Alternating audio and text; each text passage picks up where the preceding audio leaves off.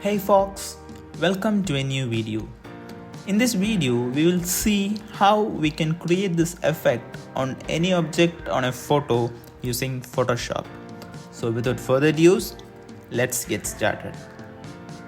The first thing to do this is open the image which has the object to which you have to apply this effect. Once the image is opened in Photoshop, create a copy of the image. Either press Ctrl J or drag it down till the plus icon so that Photoshop creates a copy of it. Now go to the properties and remove the background. Once the background is removed, go to layers and set it as it is. Now type the text for which you have to add the effect. Either press T or go to the left panel and select the text icon. Now click at the center of the screen and type the text you want to.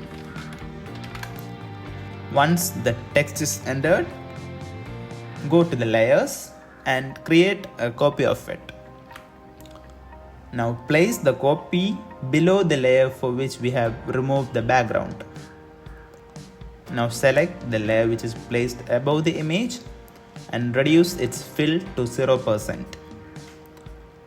Now go to Effects and select Stroke. The value of the stroke can be adjusted as per the requirement of your image.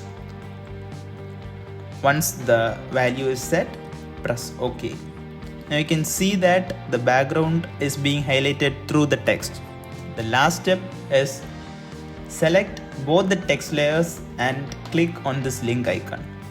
Now with the Move tool, try dragging the text around the image so you can see this text into effect.